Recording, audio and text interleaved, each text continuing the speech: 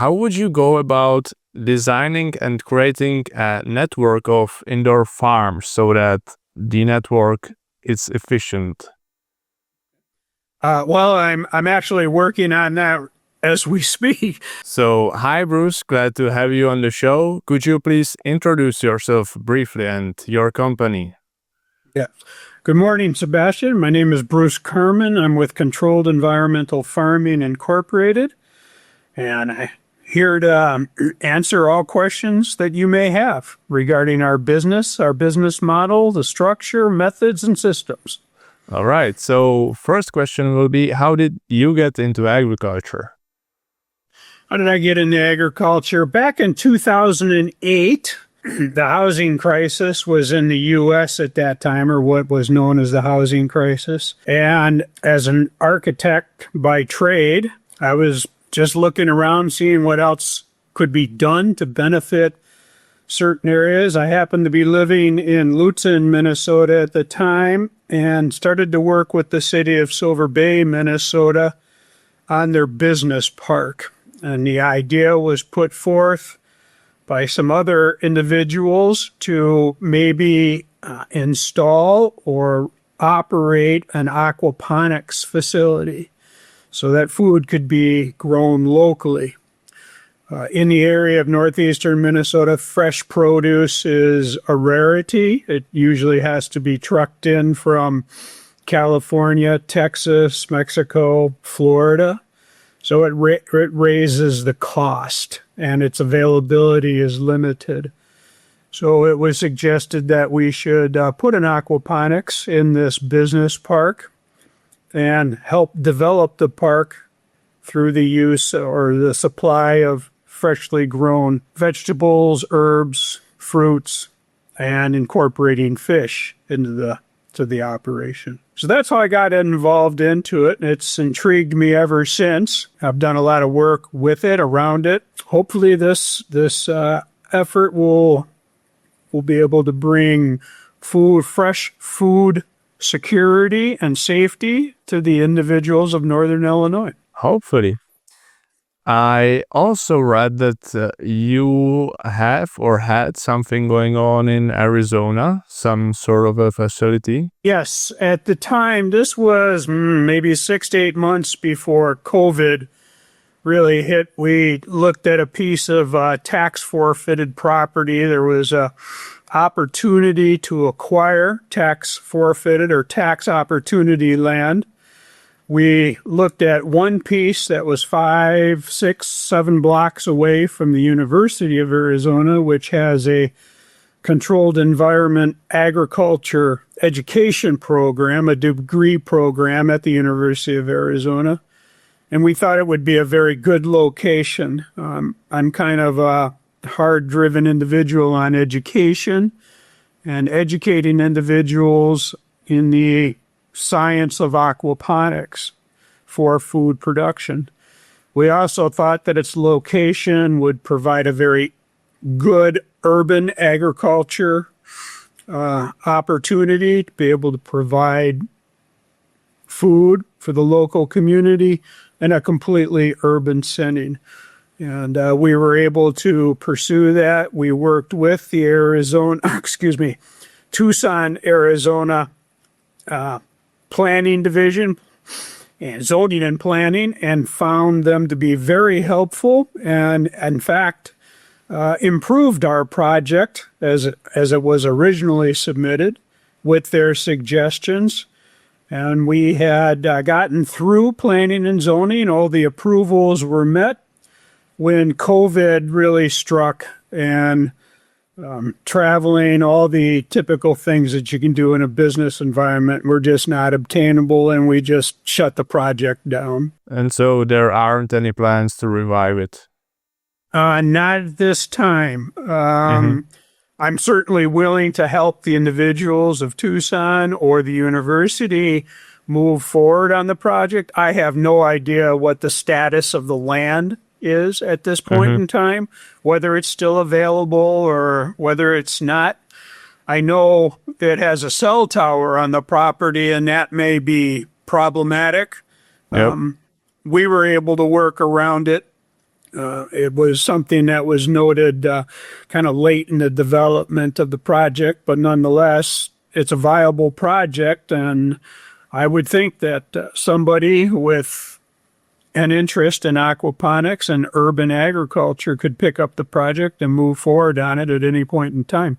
I'd be more than happy to support their efforts, that's for sure. All right. And now we are getting to something more actual, or more in the now, I would say. So what's the capsule system? The growing capsule was, I'll just say, a design and engineered self-enclosure that could be constructed inside a larger building. You could have 1, 2, or 100 of growing capsules. But it permitted, say, individualization of growing certain products, species of plants, in a more refined or perfect environment. In other words, the heat, the temperature, humidity, everything is more individualized to a specific product, whether it be green peppers, tomatoes, lettuce. We take that growing capsule, and it's roughly 102 by 20 by 12 or 14 feet high, 102 feet long, 20 feet wide. And we just made it the basic form of our growing methods and systems. And then we can individualize it because we enclose it. We can individualize the environment for optimum growth, whether it's the lighting, the humidity, oxygen, atmospheric oxygen, carbon dioxide capture. We just kind of dial it in for a perfect growing environment for that individual species of plants. And if you have a large building, you can obviously have several growing capsules and then provide a more unique farm experience by offering a wide variety of products all under one, I'll call it the macro roof. That's the macro environment. And then we create micro environments within the growing capsules that are installed within the building. So does each capsule have its own HVAC, for example, or like temperature control, or? Yes. Each growing capsule would have its own criteria, environmental criteria. It could be temperature, it could be humidity. Some plants, as you know, like more humidity, others like less humidity. So we would be able to dial that in, so to speak, so that we can produce products of higher quality in greater quantity, because hopefully their growth cycle would be shortened than this, because the different elements to their growth would be optimized.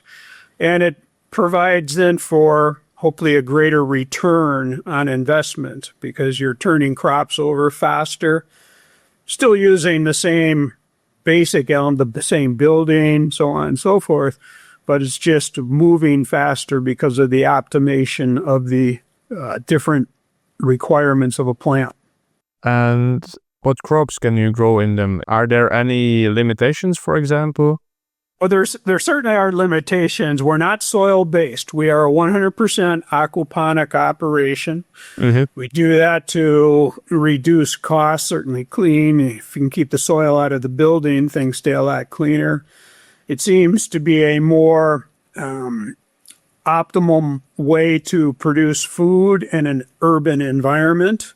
Land is not readily available in an urban environment, so if you can take existing buildings or even construct new buildings and install the growing capsules inside them, you'll get an optimum environment and then optimum production, which creates greater food. The biggest element in being able to provide these in an urban environment is eliminating essentially the transportation costs. For folks in Chicago or Minnesota, nor in the central part of the U.S., most of our food, fruits, vegetables, comes from 1,500 miles away, just a general number. So if you can eliminate that travel time and that expense, that reduces your costs, increases your affordability, and with the product being grown in an urban area, you're creating a farm where the people are. And that just makes a lot of sense right now. So certainly for support of schools, childcare facilities, providing fresh, nutritious food at optimum cost in terms of cost savings is a great way for a community to be food secure. And have you already manufactured a system based on these capsules? No, we've tried different systems. This is, I will call it the 4th edition or 4.0, whatever you want to call it, of the structure method and systems that we used within the CEF engineering. We look for optimization of all elements of it, whether it's water quality, air quality, temperature, the best way to get things growing in that capsule in an economic way. That makes it more affordable for the local community. It provides jobs, businesses. It's just it can be a great economic tool for economic development as well. And now I have a question that's sort of based on another one of your articles in Vertical Farm Daily. The question is, how would you go about designing and creating a network of indoor farms so that the network is efficient? Well, I'm actually working on that as we speak to provide to the Greater Chicago Food Council. It's a proposal that starts with in our case, or in this case, I'll just go right for what I'm going to be submitting. We have a proof of concept facility, which would include a growing capsule inside the building. We're looking at a building of approximately 12,000 square feet. It will have 3 primary goals. The first is an education facility. The second is the food production facility. And the third is a proof of concept for research and development. We are looking at, besides just your fundamental aquaponic system, we are looking at providing nutrient water monitoring of micro and macro elements, as well as ammonia, dissolved oxygen, and an ongoing form of measurement as the water proceeds through the nutrient water system. We would take measurements at different locations.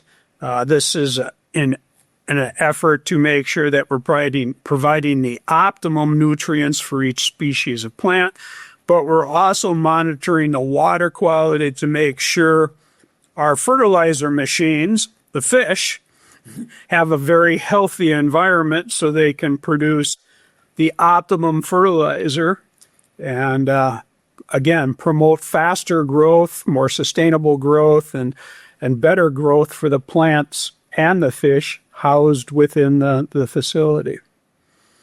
So research, the facility will also then serve as the nerve center, if you will, for future expansion.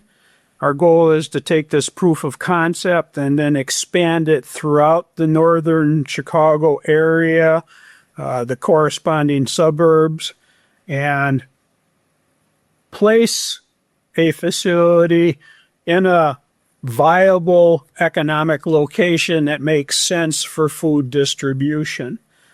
In doing so, we will work with that community, with the local schools, again, the local child cares. I'm very big on supplying food to them at no cost or very little cost so that the children have a great start to the day, are fortified over the lunch hour, and even have an afternoon snack if need be.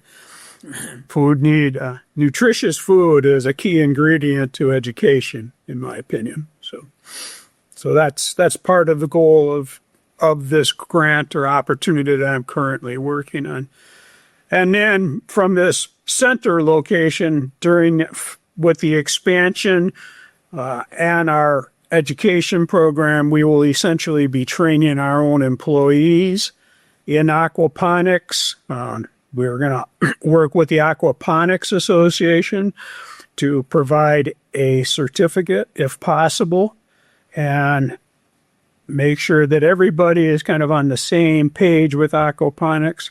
We will also have a workforce education program specific to controlled environmental farming, because it doesn't do any good to build a facility and then not have qualified staff available to immediately occupy and operate that facility. So, yeah, the education program is almost on the front burner at the same time we recognize a facility and start the remodel. And what we would like to see is some of the employees actually take part in the remodeling so they understand the full dynamic, the structure of what is required for our system of aquaponic growth. So we can hire them, and then they can get a hands-on experience at working with PVC pipe or working with the growing enclosures, the lighting required, even the processing and packaging. So those are all important elements to our overall goal of localized food production. And what fish do you use? Do you use tilapia or? We use tilapia. We have given some thought to using bluegill as well. They're both warm water acceptable. Warm water, we tend to use a warm water system, or we like to use a warm water system because we believe that the plants will acquire the nutrients from the nutrient water at greater efficiency if that water temperature is around 75 degrees. So using a warm water fish just makes sense to us. Tilapia is a little bit more durable too. They can, if you have a problem, they're maybe a little bit more likely to withstand that problem than other species of fish. I know there are others that use salmon in their aquaponics. I'm not exactly familiar with how they, or even if they boost the temperature before it goes to the plant, the water temperature before it goes to the plants. But that's basically what separates us from other. Certainly there are other warm water operations too, but this is what separates us from cold water operations. Okay. So would you like to add something to our conversation that we didn't discuss? I just would like people to know that the CEF is more than willing to work with any entities, operations, private or public, to promote localized aquaponic food production. I really truly believe that it is the cornerstone for urban agriculture, since land costs are prohibitive. If you can build a building that maybe is 2, 3, 4, 5 stories tall and integrate an aquaponic system in that, we can work with you on that. We have models for such concepts, but first we need to start with the basics and work with our proof of concept and start to develop our, I'll just say, our employment labor force. And that starts with education. And we strongly feel that between our efforts, other local efforts, and those of the Aquaponics Association, we would be able to develop curriculums and education opportunities, because you're going to be able to build buildings faster than you're going to be able to probably educate students, especially in a 2-year or 4-year education program. So we want to continue to drive and make that. Our business plan recognizes the need for education. It also recognizes the need to encourage employees who may start out at a lower level to gain more knowledge, and as in doing so, they would work their way up in not only controlled environmental farming, but they may find other aquaponic farming operations that they wish to be a part of, and they would now be prepared for.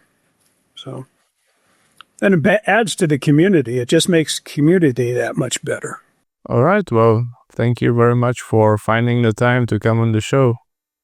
Not a problem, Sebastian. I'm more than happy to. And if you come up with other ideas or questions that you'd like to converse about in the future, just send me an email and we'll find a date and time that works. Thank you for the opportunity to just demonstrate and provide information about controlled environmental farming. No problem. Thank you. All right. Have a great day.